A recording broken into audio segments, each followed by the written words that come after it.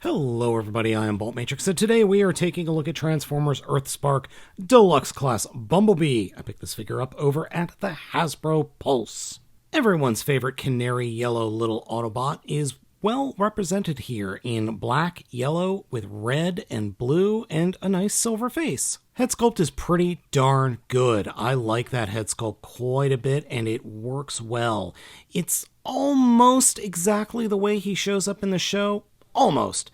The figure has a good bit of posability, though mine continually has issues with just standing up. And that's because of the way the feet are designed. The feet actually are designed so that they're not exactly in line with the leg. So here is the knee, right where my finger is, and then the foot is actually connected to the rest of the body on a ball joint and hinge that is slightly in front of the knee.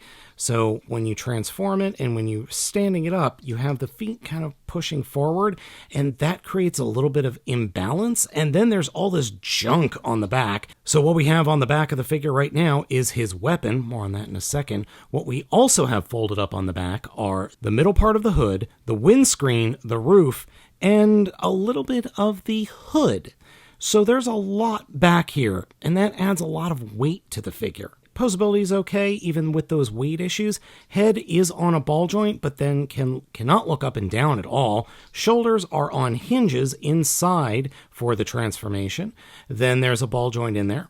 Then there's a hinge just below the shoulder, a ball joint in the elbow, and then fists that do not articulate.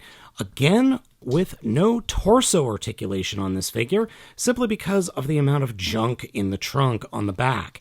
Hips can kick forward, but can't kick back that far due to the chunkiness of the junk. There is a lower thigh swivel. Bend at the knee is a little over 90 degrees, and then the foot articulation, ball joint at the foot, and then a hinge for forward and back. I am very thankful that the ball joint on the feet, super tight. Can't say the same about the hips, but they're not that bad. The gun that the figure comes with, I don't like it. It looks like it's supposed to be an homage to his flying mode in Transformers Cyberverse, but I don't really like the look of it. It doesn't look like a gun. It looks like honestly, it looks like a warthog. It looks like a robotic warthog without teeth. Though it pegs in fine to either hand, and yeah, I don't love it. I really do not love the way this thing looks. It just does not work for me. And it looks like it's going to be shooting pizzas, not, blaster bolts or whatever. In terms of height, Bumblebee is not the tallest figure. We've got Legends Class C Spray, Studio Series Bumblebee Movie RC, Poindexter, and Megatron that I've already reviewed. As you can see, he's about the same size as Megatron, which isn't exactly accurate to the show. Oh well. Before we get into the transformation, a quick word about the clear plastic used on this figure. There is quite a bit of it. The doors, both doors, clear plastic, and as you can see, the color matching on the yellow for the doors and the yellow of the shoulders is close, but not exact. Then the other bit of clear plastic is the entire front windscreen and roof of the vehicle mode. Again, we have the color matching issues, but it's not that bad. It's been a lot worse with other Bumblebee figures. This Bumblebee figure's transformation is very similar to every other Bumblebee we've ever gotten, except the legs. The legs are a bit different, and they're more akin to Earthrise Megatron than they are to any other Bumblebee that I could think of off the top of my head. To start off with, just straighten the arms out and fold the fists up. Do that on both sides. Then take the shoulders and point them up so that the arms and the shoulders, or empty shoulders, are pointing forward. Turn the figure around, come to the backpack, and fold it up over the head, and that will allow you to flip out the roof, the windscreen, and the rear roof.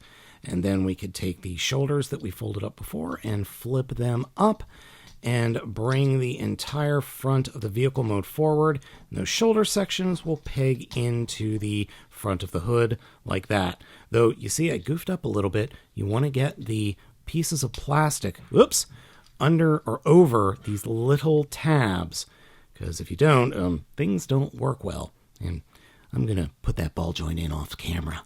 So that's the way we want it, but obviously it's not done because the doors are preventing both these all these pieces from combining fully. For the arms, turn it so that the top of the forearms are pointing in towards the figure. Bend the ball joint in and then shove the arm up underneath the front of the vehicle mode. And yeah, I realize it's not the best look in the world and it's not sitting the best way, but that's what you're supposed to do. I don't like it, but that's what you're supposed to do. Now let's come down to the legs. Take the toes and flip them around 180 degrees and then slide them up, and they will peg, or the heels will peg into these little tabs that are coming off the back of the shins. Come to the front of the knees and pull the headlights out to free the knees from the rest of the legs. Take the lower leg, turn it around 180 degrees, and then there's a hinge on the inside of what was the inside of the leg. Flip that around, and it will peg into the thigh like that. And then we could close the door and peg that into place. That goes right there at the bottom of the foot. So at the bottom of the foot, there's that peg hole. That will peg into the door. Let's do that again on the other side. Yeah, if you hadn't guessed, the ball joints aren't real tight on this one. All right, replace the ball joint, flip the leg around, peg the upper part of the leg into the rear of the vehicle mode, fold the door in and peg that into place correctly, and just get everything lined up, pegged into place, and then fold down the taillights, and we're done. I like the vehicle mode quite a bit. I think it works well. It looks good, except for those mushroom pegs that are on the front wheels. The overall styling of the vehicle mode is just really sweet. The top of the vehicle mode has some spots where you could peg in the weapon. You can either peg it on the very tip top of the roof, like so, or, according to the directions, you're supposed to peg it in on the back of the vehicle mode, like so. So it acts more like a mortar than an actual cannon. I do not like the look of that. I just don't. It would be really nice if you could peg it maybe to the back of the vehicle mode or underneath the vehicle mode, but where the hell that would peg into, I have no idea. Vehicle mode, solid, except those pegs, I don't care for them, and yeah, it rolls without really much of an issue, but I don't know if I haven't mistransformed or something. The problem I have is that the forearms keep hitting the ground before the rest of the... there we go. But the rest of the tires. Nope, I did have it mistransformed. I just didn't push the arms in far enough. And now it doot-de-doos without an issue. A quick size comparison with some recently reviewed figures. You can see that Wheeljack and Ironhide are roughly in scale with this guy. Transformation back is pretty easy. What I like to do is kind of push the rear of the vehicle modes in, and then that will allow you to flip out the doors, flip the legs around, flip up the headlights, and then bring the legs all the way around and peg in the headlights into these pegs on the knees, and then flip out the feet like so, or unpeg them and then flip them out. A little harder than you might think. Other than the ball joints popping off routinely, the figure holds together well in both modes. So then coming up to the arms, I like to just unpeg them first, and then that will allow you to fold out the arms. Another way you could transform it as opposed to the way I did it is put the arms forward, bend the elbows in, and then just kind of finagle this up, or the forearms up, before you transform the rest of the shoulders. I find getting the fists out, not the easiest thing in the world to do, but not the hardest either. And then the hardest thing in the transformation is actually folding up this backpack correctly. So what I like to do, put the front grille over the head, fold it up, and then kind of pull it down a little bit, and then push the backpack up. And I swear to Primus, I keep popping this off, but it goes right back in pretty easily. It just really feels like there needs to be another joint so you don't keep popping this off. I really wish there was, but there isn't, and getting this hinge back into place, not the easiest thing to do in the world. Oh, one thing I did forget to mention is the top of the roof does peg into the back very snugly, so it's not going to flop about.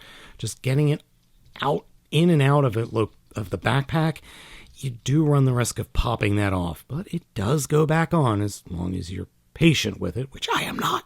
Overall, this Bumblebee is a lot better than I feared it was going to be. It's a fun figure. It's got some minor flaws. Things don't like to stay connected, but they do go right back on. And there is some color matching issues, which I didn't highlight in the vehicle mode, but that's because it's paint over clear plastic. So I don't know what they're going to do about that.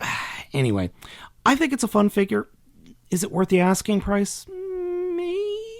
Maybe not. I mean, this is the umpteenth Bumblebee we've gotten in the past couple of years, so that's going to be your own judgment call.